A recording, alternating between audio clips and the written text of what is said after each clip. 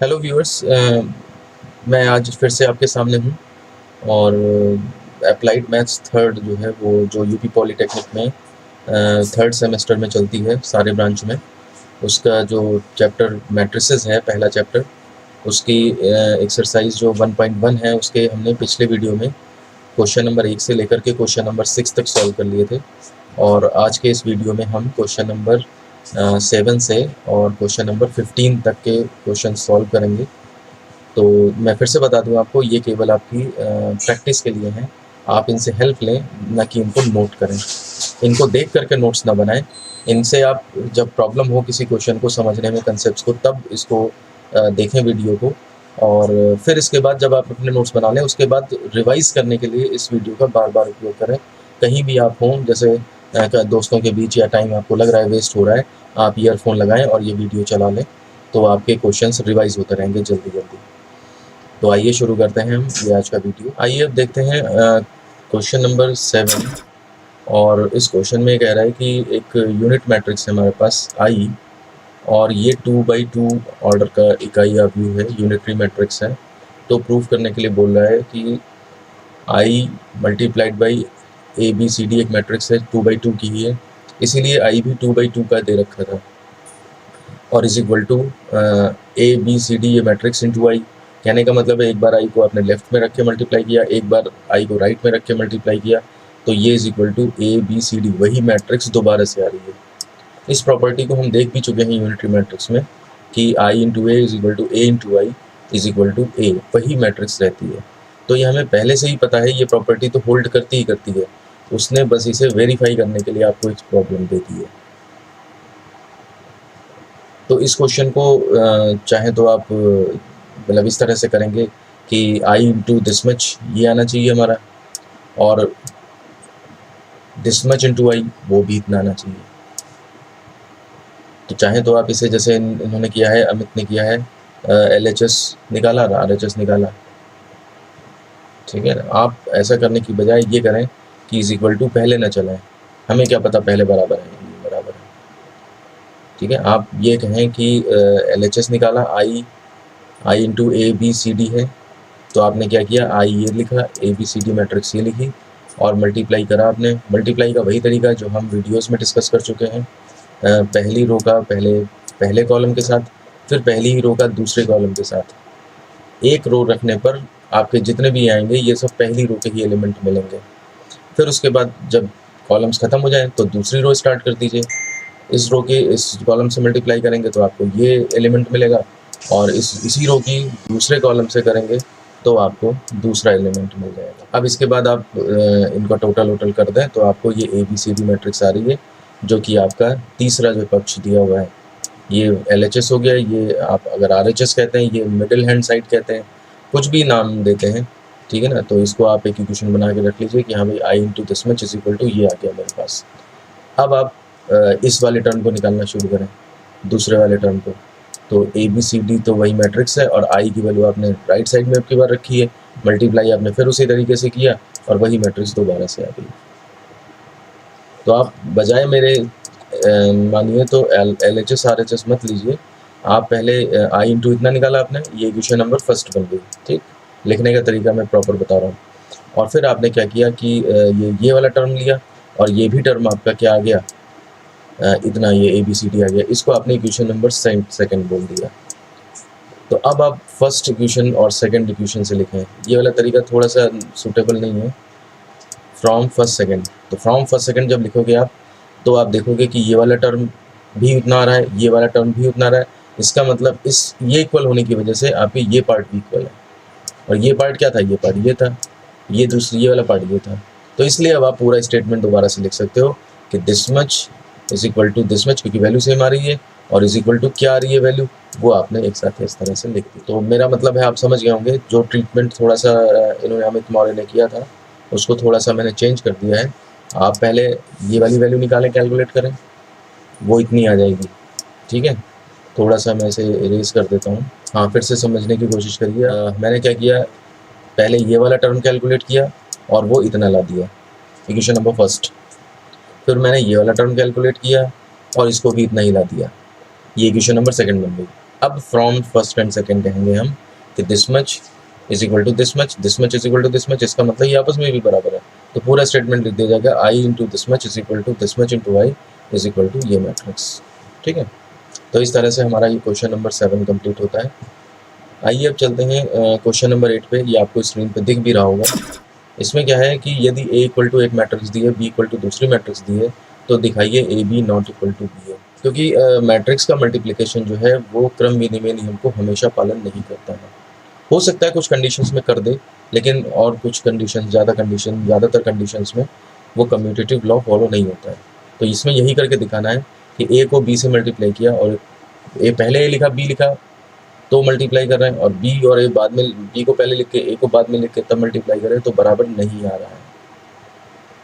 तो देखिए यहाँ पर सबसे अच्छी बात है कि 3/3 की मैट्रिक्स है। इसका ऑर्डर भी 3 रोज 3 कॉलम, और इसमें भी 3 रोज 3 कॉलम। तो अगर हम दोनों मैट्रिक्स के ऑर्डर लिखें, ए इंटू बी, ए का लिखें 3 इंटू 3 और बी का लिखें अगर हम फिर से 3 इंटू 3, तो आप देखिए अगर इनकी मल्टीप्लाई करी जाएगी तो पहली की रो और पहले के कॉलम और दूसरे के रो ये बराबर है, इसलिए मल्टीप्लाई पॉसिबल है। अच्छा, जब आप पलट के लिख देंगे तो भी ऑर्डर चेंज नहीं होगा। बी का ऑर्डर भी 3/3 है, उसका भी 3/3। तो जब आप पलट के लिखोगे तब भी कॉलम और रो बराबर होंगे, पहले के कॉलम दूसरे के रो के बराबर है। इसका मतलब ए बी भी पॉसिबल है, हो तो जाएगा मल्टीप्लाई, और बी ए भी पॉसिबल है, वो भी मल्टीप्लाई हो जाएगा। बस ये है कि उनकी वैल्यूज डिफरेंट आ जाएंगी, तो हम कह देंगे A B not equal to B A. अगर अभी ये 3/3 की होती या 3/2 की होती और 2/3, तो हो सकता है मल्टीप्लाई पॉसिबल ना होता उस केस में। मतलब एक तरफ से मल्टीप्लाई हो रहा है और जब आप आगे लिख रहे हो तो हो सकता है मल्टीप्लाई ही ना पॉसिबल हो, लेकिन यहाँ पे मल्टीप्लाई पॉसिबल है, ये हमने चेक कर लिया है। अब हम सीधे ए बी निकालते हैं। ये पहली मैट्रिक्स रखी आपने, ये दूसरी मैट्रिक्स यहाँ पे रखी और उसके बाद मल्टीप्लाई कर दिया। मल्टीप्लाई के लिए आप पहले रो को पकड़ेंगे तो पहली रो के एलिमेंट आएंगे। अब पहली रो को आपने पहले कॉलम से किया तो पहला एलिमेंट, पहली रो को दूसरे कॉलम से किया तो दूसरा एलिमेंट, पहली रो को तीसरे कॉलम से किया तो तीसरा एलिमेंट। ये फॉर्मेट जो है आपको आप चाहे पेन चला के याद करें इसे या अपनी फिंगर चला के याद करें इसे कि हाँ भाई ये लिया, और इन तीनों के साथ जब करोगे तो आपके 3 एलिमेंट आएंगे। दूसरी रो जब पकड़ोगे तो आपकी दूसरी रो स्टार्ट हो जाएगी। पहले कॉलम के साथ किया ये वाला एलिमेंट, दूसरे कॉलम के साथ किया तो ये वाला एलिमेंट, तीसरे कॉलम के साथ किया तो ये वाला एलिमेंट। आपने अब सॉल्व कर दिया।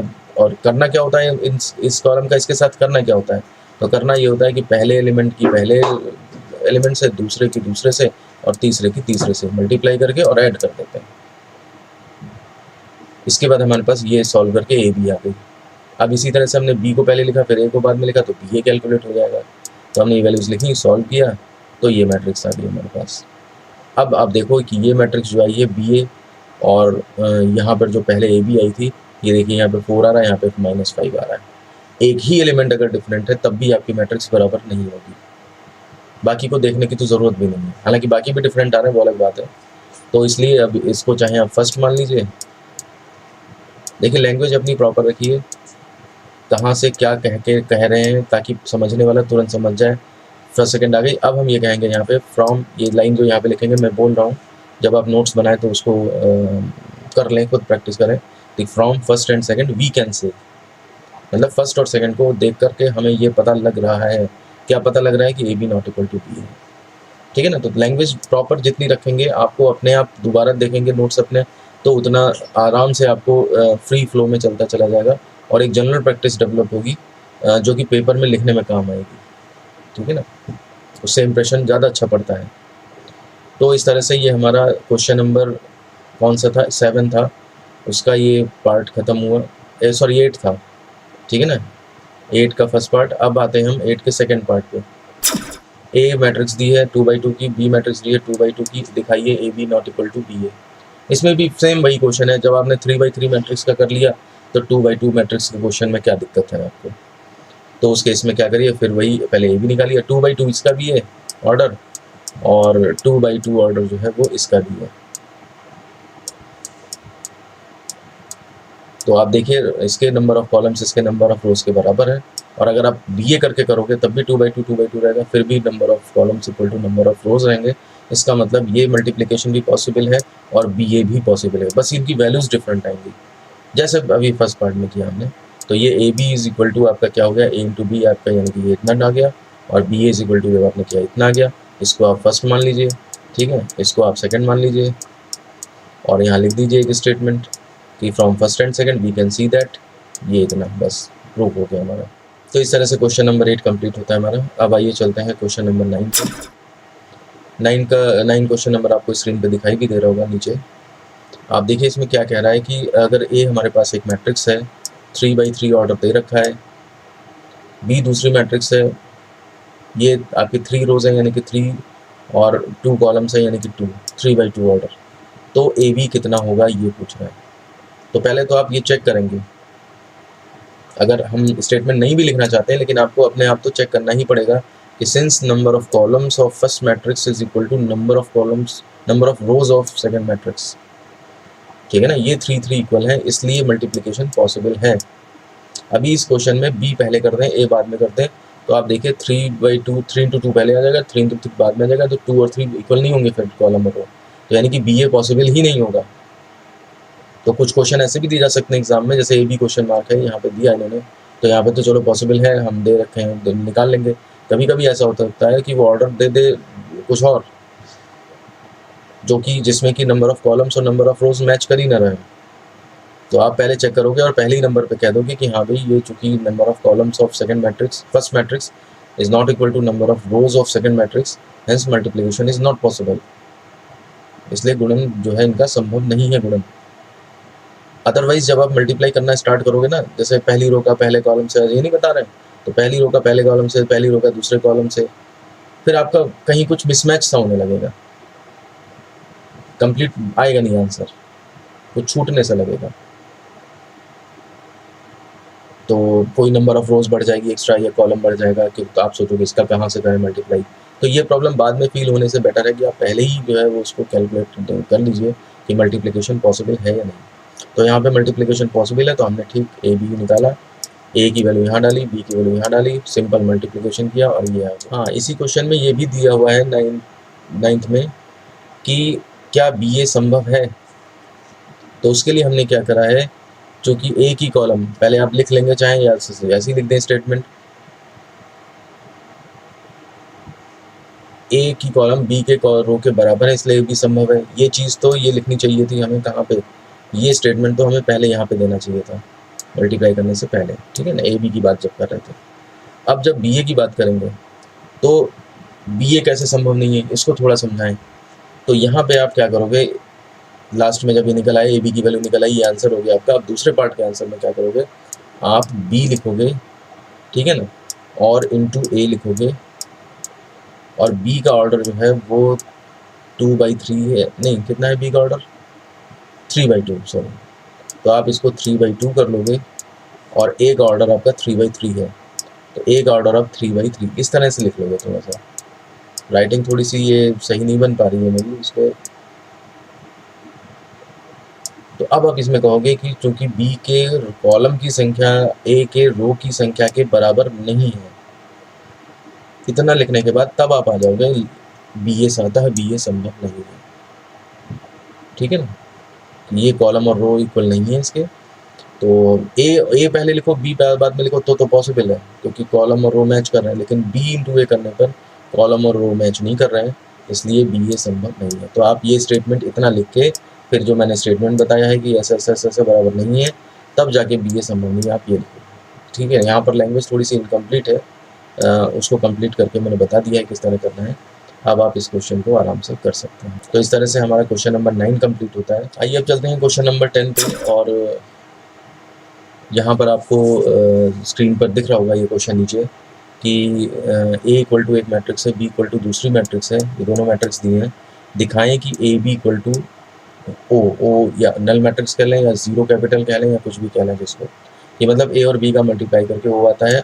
और साथ में कंडीशन दी है क्वेश्चन में, आप नीचे देखिए इन्होंने यहाँ पे नहीं लिखा है कि A not equal to 0, B not equal to 0, तो वो सामने दिख ही रहा है आपको, ए जो है नल मैट्रिक्स नहीं है, बी भी नल मैट्रिक्स नहीं है, लेकिन उसका मल्टीप्लाई करके नल मैट्रिक्स आ रहा है। तो ये एक्चुअली नल मैट्रिक्स के अंदर हमने प्रॉपर्टी भी देखी थी शून्य मैट्रिक्स या जीरो मैट्रिक्स के अंदर, कि ऐसा हो सकता है कि दो मैट्रिक्स नॉन जीरो हों और उनका मल्टीप्लाई करके जो है आपका नल मैट्रिक्स आ जाए, ठीक है। अगर इसमें कोई भी एक नल मैट्रिक्स होती और उसका किसी दूसरे से करते तब भी आंसर आता हमारा 0। लेकिन ऐसा भी हो सकता है कि दोनों मैट्रिक्स नॉन ज़ीरो हों और उनका मल्टीप्लाई करके आपका नल मैट्रिक्स आ जाए। तो वो तो कॉम्बिनेशन पे डिपेंड करता है कि कौन कौन से नंबर की सेटिंग कैसे करी गई है और उस हिसाब से मल्टीप्लाई करके वो आ रहा होगा 0। तो देखते हैं, हम ए भी निकाला हमने, ए की वैल्यू यहाँ रख दी, बी यहाँ रख दी। सिंपल मल्टीप्लिकेशन जैसा कि आप कई बार कर चुके हैं। पहली रो का पहले कॉलम से किया तो ये एलिमेंट आया, पहली रो का दूसरे से किया तो ये आया, और तीसरे से किया तो ये आ गया। फिर ऐसी दूसरी रो पकड़ी तो 1 2 3 करके 3 एलिमेंट दूसरी रो के आ गए। तीसरी रो को पकड़ी तो तीनों कॉलम के साथ करके तीनों एलिमेंट भी आ गए। जब आप टोटल करोगे तो ये आपका नल मैट्रिक्स आ जाएगा। तो ए भी इक्वल टू 0 आ गया, यही हमें प्रूव करना था। तो बहुत सिंपल सा क्वेश्चन था ये। आइए अब चलते हैं क्वेश्चन नंबर 11 की ओर। आपके मोबाइल स्क्रीन पे ये नीचे दिख रहा होगा या जहाँ भी आप व्यू कर रहे हैं। तो देखिए इसमें क्या दिया है, एक हमारे पास मैट्रिक्स ए है, दूसरी मैट्रिक्स हमारे पास बी है। ए का ऑर्डर भी 2/3 है और बी का ऑर्डर भी 2/3 है। तो इसमें दो पार्ट हैं। कह रहा है कि first part A square plus B square और सेकंड पार्ट ए बी तथा बी ए का मान बताइए। तो आपको साफ साफ नज़र आ रहा होगा कि अगर हम ए पहले लिखें और बी बाद में लिखें तो नंबर ऑफ़ कॉलम्स इसके नंबर ऑफ़ रोज़ के बराबर नहीं है। इसका मतलब ए बी तो पॉसिबल है ही नहीं। आपको इस पार्ट का आंसर तुरंत मिल गया। और बी ए को चेक करने के लिए क्या करना पड़ेगा, बी को पहले लिखना पड़ेगा और ए को बाद में लिखना पड़ेगा। तो हम मैट्रिक्स पूरी ना लिखें, ऑर्डर केवल लिख दें अगर वो आगे पीछे, तो भी हम चेक कर सकते हैं कि नंबर ऑफ़ कॉलम्स। ऐसे लिखे रहने में दिक्कत होती है थोड़ा सा चेक करने में। तो खैर वो तो हम जब पार्ट ये सेकेंड आएगा तो बात करेंगे। बहरहाल पहले हम ए स्क्वायर और बी स्क्वायर जो है वो निकाल लेते हैं। अब आप देखिए ए स्क्वायर भी जब हम निकालेंगे, ठीक है ना, तो ए स्क्वायर करने के लिए आपको क्या चाहिए होगा, ए इंटू ए, यही तो होगा ए स्क्वायर। अब इसमें आप देखिए ए का ऑर्डर कितना है 2/3 और बी और इसी ए का ऑर्डर कितना फिर से लिखोगे आप तो 2/3। तो आप इतना लिख के दिखाओगे, फिर कहोगे कि चूंकि पहली मैट्रिक्स के नंबर ऑफ कॉलम्स दूसरी मैट्रिक्स के नंबर ऑफ रोज के बराबर नहीं है, इसलिए ए स्क्वायर नहीं निकाला जा सकता। सेम यही चीज़ आप बी के साथ भी कहोगे कि बी स्क्वायर जो है जब निकालोगे तो बी इंटू बी यानी कि 2/3 इंटू 2/3, फिर वही कहानी रिपीट होगी जो ए के साथ हुई है, और फिर से आप कहोगे कि बी स्क्वायर भी कैलकुलेट नहीं किया जा सकता। तो जब ये दोनों कैलकुलेट ही नहीं हो सकते हैं तो फिर ए स्क्वायर बी स्क्वायर नहीं निकल पाएगा। इसलिए आप लिखोगे कि ए स्क्वायर बी स्क्वायर का कोई अस्तित्व नहीं है, ये कैलकुलेट नहीं किया जा सकता। तो इस चीज़ के बारे में इन्होंने अमित ने कुछ नहीं लिखा यहाँ पे, तो ये मैंने बता दिया है क्या लैंग्वेज लिखनी है आपको। प्रॉपर लैंग्वेज वही आप लिखिए अपने नोट्स में, और ये फर्स्ट पार्ट आपका इस तरह से सॉल्व हो जाएगा। अब सेकेंड पार्ट में आइए। हम पहले ही बात कर रहे थे ए बी की कि ए इंटू बी जो है वो उसका मान बताइए। तो आप फिर से लिखोगे यही, ए लिखो, केवल ए लिख दो और साथ में उसका ऑर्डर लिख दो। पूरी मैट्रिक्स लिखने की ज़रूरत नहीं है, 2 इंटू 3, ठीक है। उसके बाद आप क्या करोगे, बी लिखो और उसका भी ऑर्डर लिख दो 2/3। और अब देखो ये फिर से वही बात आ गई, फिर से वही स्टेटमेंट पड़ेगा। चूंकि ए के नंबर ऑफ कॉलम्स बी के नंबर ऑफ रोज के बराबर नहीं है, इसलिए ए इंटू बी का भी कोई अस्तित्व नहीं है। ये इन्होंने ये लैंग्वेज लिखी है इसके लिए, इस वाले पार्ट के लिए लिखी है। ए की कॉलम की संख्या बी के रो के बराबर नहीं है, अतः अस्तित्व नहीं है। अब बी ए का फिर नहीं दिया इन्होंने, ठीक है ना। तो बी ए के लिए भी आप यही लिखोगे, पहले आप बी लिखो, उसका भी 2/3 है, वही कहानी। फिर उसके बाद ए लिखो, उसका भी 2/3 है, और फिर उसके बाद ये करोगे कि चूँकि नंबर ऑफ़ कॉलम्स बी के ए के बराबर नहीं है, इसलिए बी ए का भी कोई अस्तित्व नहीं है। तो हमारे पास एक तरह से 3 पार्ट थे इसके अंदर, ए स्क्वायर प्लस बी स्क्वायर निकालो, ए बी निकालो और बी ए निकालो। तो तीनों पार्ट का आपका अलग अलग स्टेटमेंट आएगा। इन्होंने केवल ए बी का स्टेटमेंट दिया है, थोड़ा सा ये छूट गया इनसे या गलती से। तो प्रॉपर लैंग्वेज मैंने बता दी है। आप वीडियो अगर नहीं लिख पाए हैं, नहीं समझ पाए हैं, तो आप वीडियो को थोड़ा सा पीछे करके फिर से देख लें, और वो जो लैंग्वेज मैंने बोली है वही आप अपने नोट्स में कर लें। तो इस तरह से ये क्वेश्चन नंबर 11 हमारा कंप्लीट होता है। आइए अब चलते हैं क्वेश्चन नंबर 12 पर। और स्क्रीन पर आपको नीचे दिख रहा होगा ये क्वेश्चन। ए एक मैट्रिक्स दी है, बी दूसरी मैट्रिक्स दी है। इस मैट्रिक्स का ऑर्डर अगर लिखना चाहें तो हम 3 रो हैं। देखिए रोज़ जब भी आप समझें तो ऐसे समझें कि ऐसे ऐसे ऐसे, ये चाहे पेन से अपने आप एक बार हाथ मूव करा के देख लें या केवल फिंगर से मूव करा के देख लें, मतलब फ्लो आपका आ जाए। 3 रोज और 1 कॉलम, तो ये इसका ऑर्डर हो गया 3 × 1, क्योंकि डायरेक्ट ऐसे लिखने में कभी कभी कुछ बच्चों से गलती हो जाती है। और बी में क्या है, रोज देखिए इस तरह से आप करिए, ऐसे ऐसे फील करिए, रोज 1 है और कॉलम कितने हैं, 3 है, तो 1 × 3 ये हो गया। ठीक है, तो कह रहा है कि prove that A B transpose, ये डैश वर्ड ट्रांसपोज के लिए यूज़ किया जाता है, हमने नोटेशंस में देखा है, डैश या स्मॉल टी या कैपिटल टी कुछ भी यूज़ कर सकते हैं। तो ये आपका जो है वो ट्रांसपोज है इस मैट्रिक्स का। तो ए बी का transpose is equal to B dash into A dash, ये हमने प्रॉपर्टी भी पढ़ी है, कोई नई बात नहीं है हमारे लिए। अगर आप वीडियो ध्यान से देखें थ्योरी के, तो आपको उसमें जो है वो ये प्रॉपर्टी मिल जाएगी कि रिवर्सल रूल लगता है इसमें, ए इंटू बी का डैश अगर निकालेंगे आप तो डैश डैश सेपरेट लग तो जाएगा, लेकिन रिवर्स ऑर्डर में बी पहले आ जाएगा और ए बाद में आ जाएगा। यही प्रॉपर्टी हमें इस एग्जाम्पल के लिए प्रूफ करनी है, वेरिफिकेशन है उसका एक तरह से, होना तो है ही ये बात। तो उसमें सबसे पहले हम क्या करते हैं, LHS लेते हैं और ए और बी देख लीजिए आपके number of columns number of रोज के बराबर है। अब चूंकि ये कह रहा है करने के लिए, तो इसका मतलब उसने क्वेश्चन ही ऐसा दिया होगा कि प्रूफ होता होगा, तो इसलिए यहाँ पे अगर आप ना भी चेक करें तो भी आपका काम चल जाएगा, क्योंकि क्वेश्चन ही इस टाइप का है कि वो मल्टीप्लिकेशन उस तरह के पॉसिबल होते होंगे। तो LHS लिया आपने ए इंटू बी, आपने ए मैट्रिक्स लिखी, फिर उसके बाद आपने बी मैट्रिक्स लिखी। यहाँ पे मल्टीप्लाई में अक्सर बच्चे गलती करते हैं, ठीक है, वो सोचते हैं कि ये देखिए 3 एक ही रो, एक ही कॉलम, यहाँ पे एक ही रो, तो हो सकता है एक ही एलिमेंट आ जाए यहाँ पे, ऐसा नहीं है।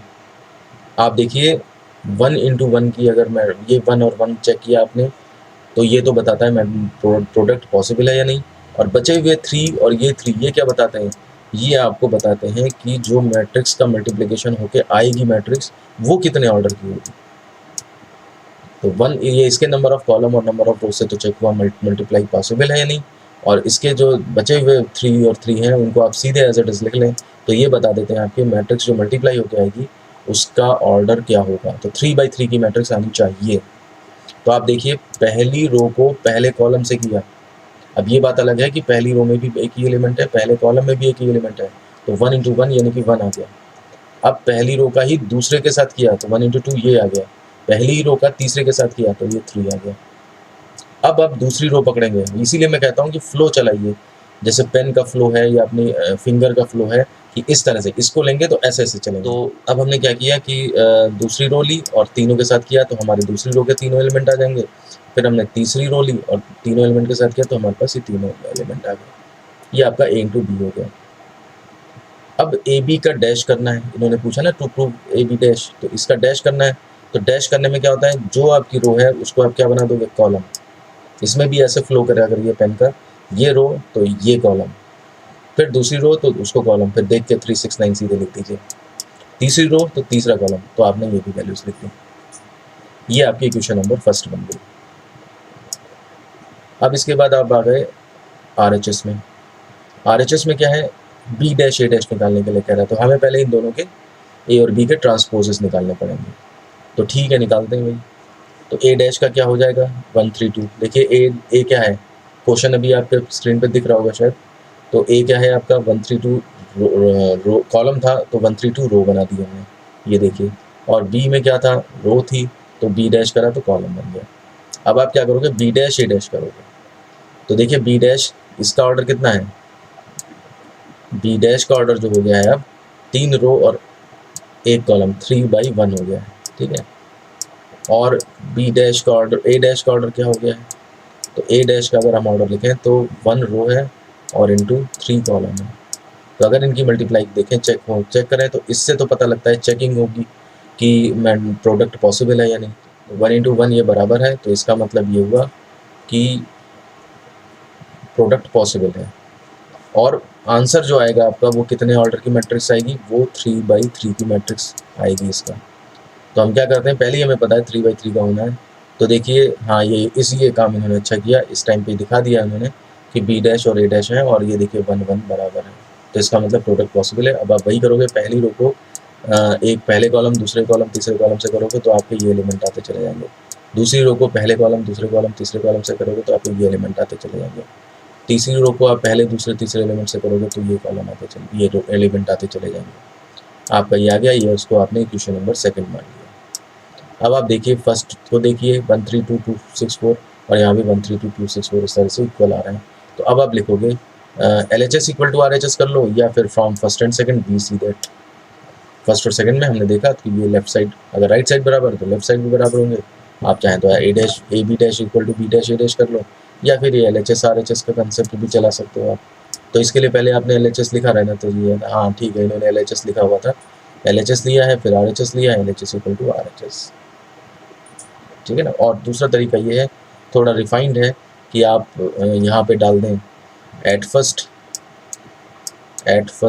ये पूरा लिख लीजिएगा, at first A B equal to निकाले, क्वेश्चन नंबर फर्स्ट आ गई। Now R A dash B dash करके A B dash A dash निकाला, सेकंड आ गई, ठीक है। B C from first and second B C that आ गया, फिर जाके कर दीजिए। कई तरीके हैं उसको लिखने के, एक्सप्रेस करने के, ठीक है ना। तो इस तरह से हमारा ये क्वेश्चन नंबर जो 12 है वो कंप्लीट होता है। आइए अब चलते हैं क्वेश्चन नंबर 13 पे। और देखिए इसमें क्या है, एक मैट्रिक्स दी है, A theta is equal to cos theta sine theta minus sine theta cos theta. Question आपको अपनी स्क्रीन पे दिख रहा होगा नीचे की साइड में।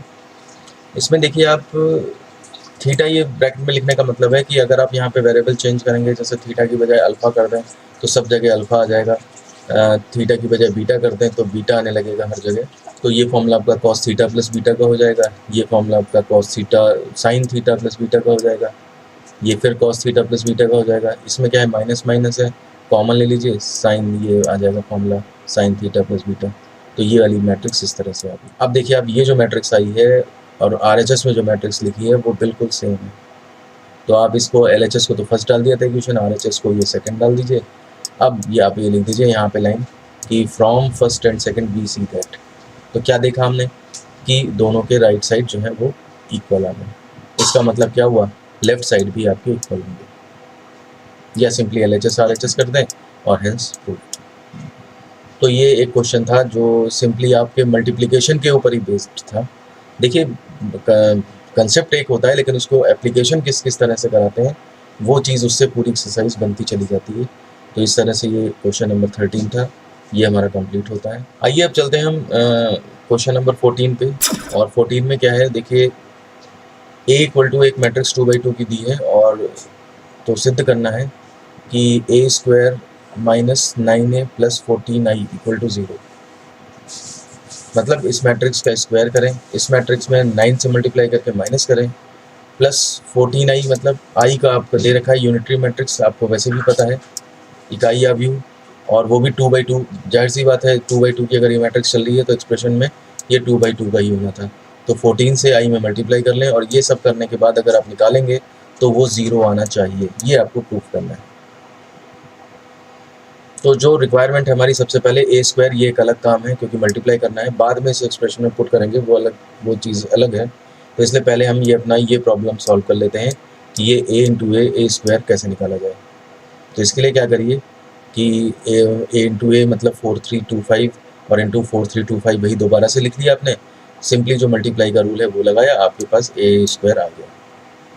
अब इन्होंने 9a भी अलग निकाल के रख लिया है। तो 9a क्या होगा, किसी मैट्रिक्स में अगर स्केलर किसी क्वांटिटी से मल्टीप्लाई करते हैं तो वो हर इंडिविजुअल एलिमेंट में मल्टीप्लाई हो जाता है।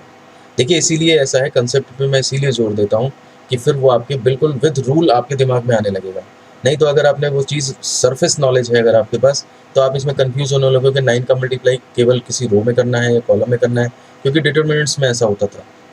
तो इसलिए वो सारे कन्फ्यूज़न दूर करने के लिए आप बिल्कुल एकदम अपने कंसेप्ट से स्ट्रॉन्ग रखिए।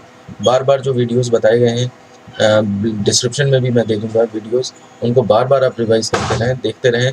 जब भी आपके पास बाहर खाली टाइम हो कहीं, तो आप उन क्वेश्चंस को, उन वीडियो को चला करके देखें बार बार, तो आज से आपकी जो है वो मेमोरी स्ट्रॉन्ग होने लगेगी। तो 9a आपका ये कैलकुलेट हो गया, 9 से हर एलिमेंट में मल्टीप्लाई कर दिया। इसके बाद 14i कैलकुलेट करते हैं, तो 14 इंटू आई, 14 से मल्टीप्लाई हो गया, 1 यहाँ थे, इन्हीं में बस मल्टीप्लाई हो जाएगा।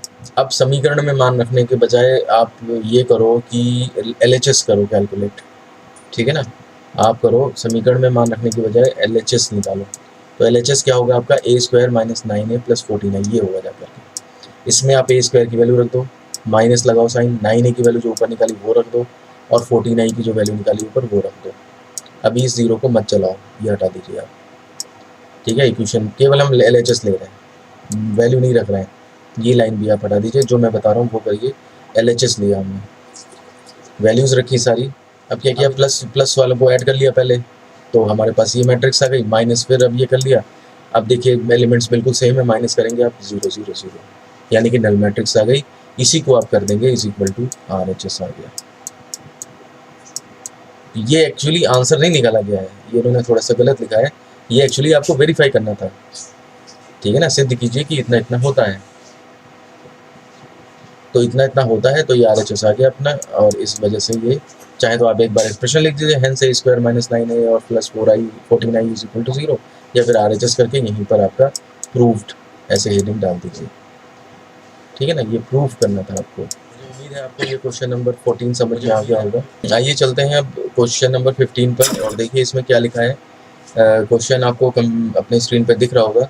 a इज इक्वल टू एक मैट्रिक्स दी हुई है और find the value of a square minus 3a plus 9i, ये आपको निकालनी है वैल्यू। देखिए क्वेश्चन नंबर 14 और 15 में यही डिफरेंस है।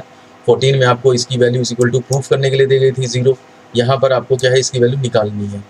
तो वही तरीका हम अप्लाई करेंगे। आई बता दिया है उन्होंने क्या है, 3/3 का यूनिट मैट्रिक्स है।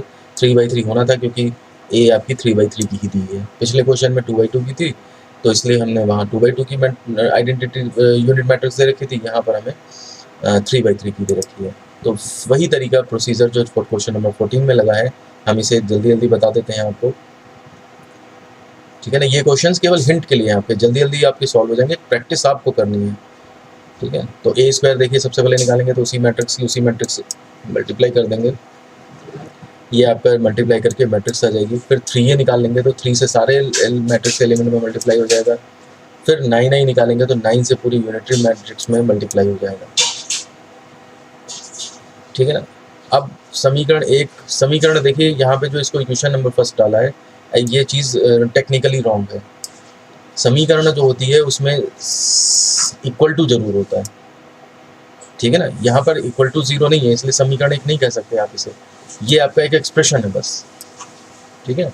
तो इसलिए ये थोड़ा सा टेक्निकली रॉन्ग है, तो इसलिए हम समीकरण एक में ये नहीं लिख करके, और आप यहाँ पे लिखेंगे नाउ मतलब आपने जो छोटी छोटी चीज़ें थी वो निकाल ली हैं, और अब आप जो है वो एक्सप्रेशन निकालना चाह रहे हैं, तो नाउ, और आप फिर वही एक्सप्रेशन जो है वो दोबारा से लिख देंगे, a स्क्वायर माइनस 3a, ठीक है ना, a स्क्वायर माइनस 3a जो भी क्वेश्चन में दिया है, n प्लस 9i, और इज इक्वल टू यहाँ चलाएंगे। ये अब समीकरण बननी स्टार्ट हुई है।